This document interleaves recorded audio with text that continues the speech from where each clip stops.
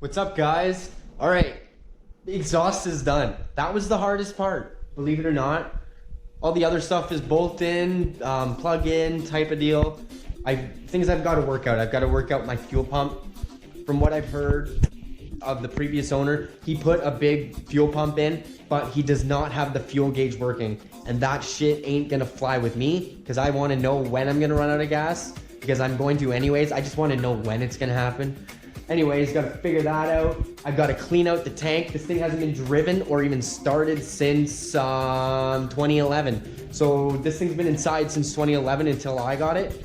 So she's been neglected, but taken care of. It was indoors and all that good stuff. So I have to make sure I'm not going to be putting shitty fuel into my new engine. So I'm going to start with wiring so I can figure out everything with that.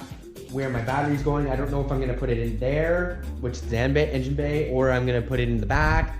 I'm not sure about that, but I'm gonna do that first. I'm gonna do the wiring, and then I can prime the ignition just like normal, and see what happens with the fuel pump. See if the fuel pump works. Take off my fuel pump, see what comes out, see how shitty the gas is, because I have no problem putting a new fuel pump in. It'd be nice if I didn't have to drop the gas tank. Like, I can get out the fuel.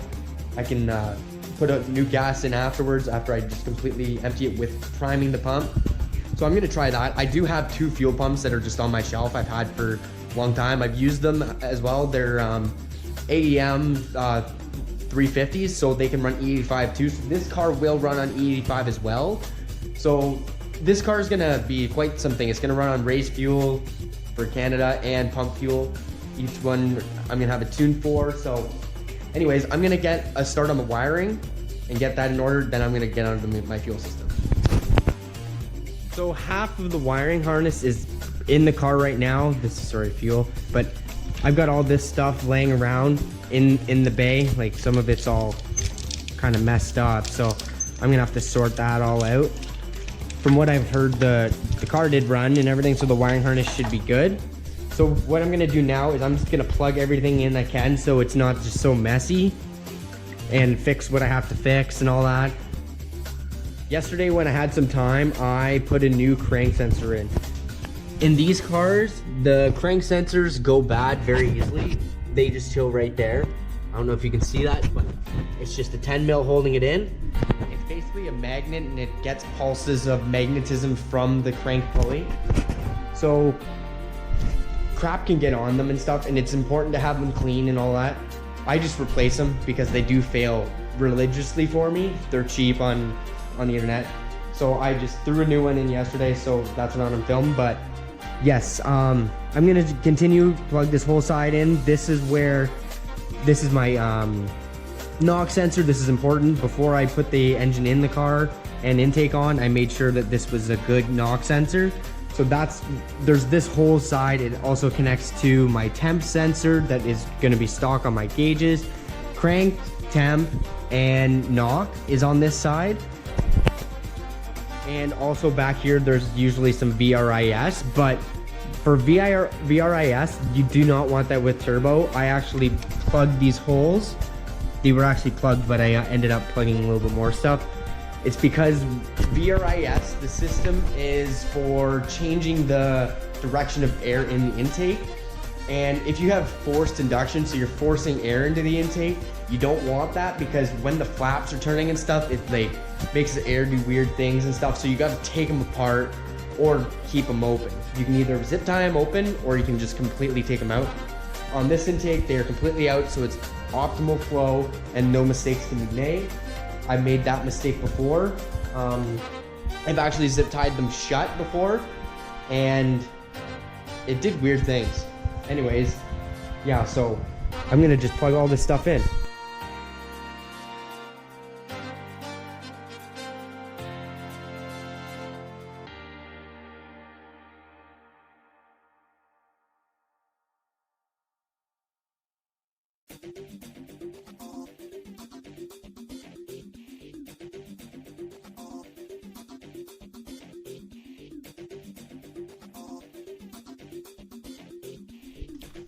Okay, there's two pieces of the wiring harness on the passenger side, which is this. You need everything on this side. You need temperature sensor, you need the knock sensor, and you need the crank sensor. And also there is this harness on the passenger side. This is for vacuum stuff, this is for vacuum stuff, this is for VRIS.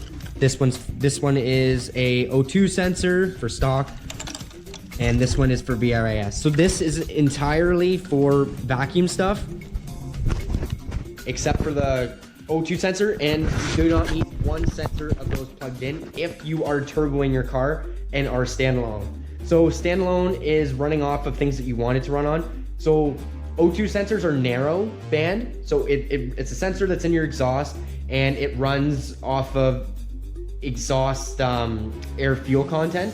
So a narrow band is only like open for 2 to 3 points, and a wide band is open for 10 points, let's say. So I'm just trying to make an easy comparison. So the wide band is obviously the optimal sensor, and we are running a wide band with a new gauge. So that's what this is, what this hole is in the exhaust for. We are wiring in that later. We are wiring an external gauge, and it's going to be ran to the ECU as well. All this is going to be shown in my video, so keep posted on that. But this does not need plugged in at all, because we are not going to be running O2 sensors. Usually the stock system runs 2 O2 sensors, and we're not going to run any. We're just going to run one wideband sensor. It does the best job, ×2 better than a narrow band. They are good in some points, but I prefer wideband all day, every day. So for now, I'm just going to leave her like this. And once the car is running and stuff, I can decide if I want to cut this out or keep it.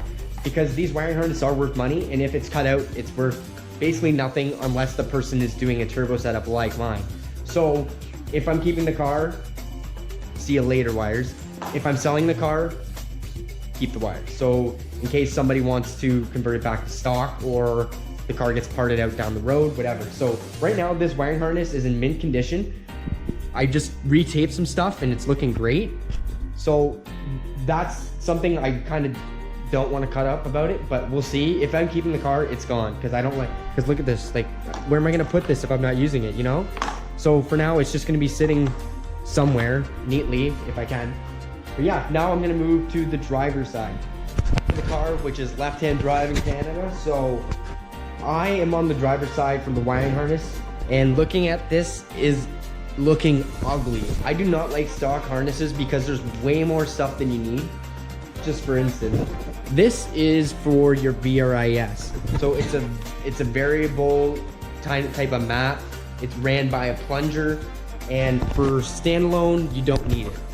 So I don't need that plug.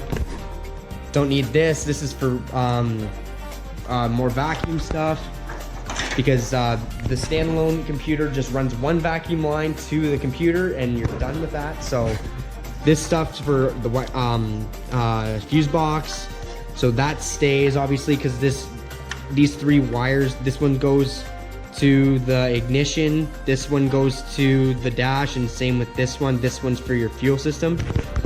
I don't know how, but I know what every wire in is this car, but I think I do know how because I've done so many wiring harnesses before. But yeah, this is for fuel, this is for your gauge for all your RPM and all that stuff, and this is for your ignition switch, like for cranking it. So this is for your starter motor and all that good stuff. So there's your signal, and there's your power, and then all that good stuff. Anyway, I'm about to have an anxiety attack because there's just so much shit I do not need. So yeah, this is unneeded too, because this is for another O2 sensor. Anyways, I could go on all day about all the stuff I would shave. There's another O2 sensor. Wait, what's this? Oh, this is for headlights. Sorry. This is for O2 sensor again. So there's 2 O2 sensors. This is for headlights. That obviously stays. So I'm going to leave that in here.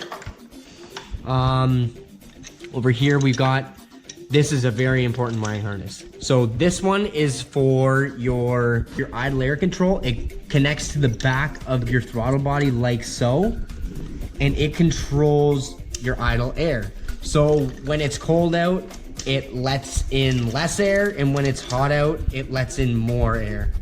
Because the colder the air is, the more dense it is, so it needs less, or it'll run rich. So yeah, or it would run lean. So yeah, anyways, that is a nice feature to have. So I'm gonna plug that bad boy in. Okay, this is injector stuff.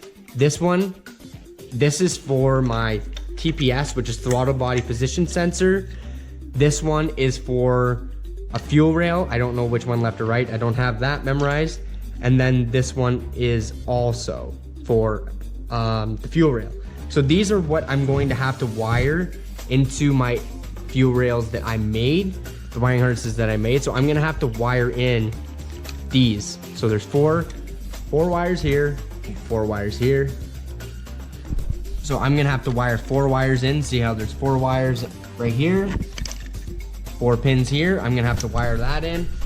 And here is for my distributor. This connector right here is for my distributor. It's for the cam position sensor and your signal for the tach. So that goes to your dash as well. This is your internal coil for your distributor. So this distributor is luxurious, I'll tell you. It comes with an interior coil. So it has an ignition coil inside of it, and they're shit. So 99% of the time I convert mine to an external coil and external ignition module. So this comes stock with everything in here. Ignition coil, ignition module, cam sensor, all that stuff. And hate to say it, but it's all trash. For this one, I'm gonna see if it's gonna start for it, but most of the time they're very unreliable. The ignition module is weak. I always convert mine to a GM, so I pull mine out of a GM book, and I convert my coil to an MSD coil because it's got the increased spark. So I have better fuel economy, better throttle response, better engine. It keeps the engine cleaner inside because it's actually firing all the fuel. There's just so many ups to it, but for now I'm just gonna keep her stock, and it's driving me nuts already, but yeah, I'm just gonna do that. And I don't like doing it like this, but we'd like to keep things not hacked up. I hack up all my wiring harness, but yeah, I just told you that. I have an anxiety attack here. Just like, I like to modify my wiring harness. And set aside of all this crap, I have another wiring harness that needs to go in here, so it's just gonna be a rat's nest. So this is my fuse box, and which is on your fuse box is the positive and negative terminals to your battery, your positive to your alternator, and that for your alternator as well. On this side, you got your intake air control that goes in the back of your throttle body. You got your 2 connectors for your injectors. Yesterday, I wired these. I did it the same way as I showed you in video number 6 or whatever. It's a straightforward same thing I did there. So if you watch that video, you can do it to this the stock harness too. So I put in new plugs, all waterproof stuff. So that's all wired in, good to go. Fuse box is ran. I need to figure out what I'm gonna do for my battery. I don't have a battery tray right now. Okay, I'm hopping in my back of my car right now to go to the fuel pump. I was told when I bought this that there was fuel pump issues. There was a larger fuel pump installed, but the float wasn't working, so the gauge on the dash was not working. So I pulled it apart and couldn't really decipher why. I think it was something internally in here that wasn't working. So what I did was I took one out of my parts bin, put it in with a larger AEM 450 pump. It's good for E85 and all that fun juice. So I threw her in. It was one I used 2 years ago. It works fine. I tested it, put it in, got a new gasket on there, came with the car. I also threw some RTV on it because, I don't know, I just like my RTV. Guaranteed seal every time. Fuel vapors in my car, so that's what I did anyway. So all I got to do is put this plate on now. I fixed the wiring. The wiring was all janked up, so I had to solder some stuff. So that's all good. This unit is bad. I'm gonna steal that fuel pump off of it. Now that I'm looking at the one that was in there, it's looking like a stock one. I'm not sure, could be wrong. But yeah, I put in an AEM 450 just to keep things safe. It's a way bigger fuel pump than I need, but I like doing that. And I go also run E85 with it, and that's what I threw in. So I'll be ready to go. All I need to do now is I need to put my bung in for my exhaust, put my wideband gauge in to the dash. I need to wire a fan switch. I need to order that. So I do have a bung and I do have the gauge. I'm gonna pull the gauge out of my blue MX3, which is right there. I got oil in it, got my ignition wires on. My sponsor at Exile, he's got me right now a custom plate that he made that is gonna cover my wiring. So you won't see that. That's full sponsorship from Exile. I have t-shirts coming in the mail. I'm gonna be wearing those in my videos. He's also sent me my shifter bushings. All of them are solid. On these cars, they come with rubber bushings for the shifter, but obviously that's kind of boring and stock. So he's just throwing me some, I believe they're aluminum bushings. So he made aluminum bushings for me. So that's sick. But this is gonna be all covered. Gonna have a sick setup for my shifter. I need to put my slave in. So there's lots to do, but I'm very close. This is the amount of work that would take me an afternoon.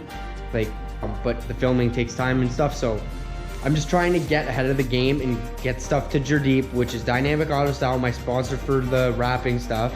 So when that stuff is in the process of getting wrapped, he's not even gonna take a week to do it, but I can get this ready.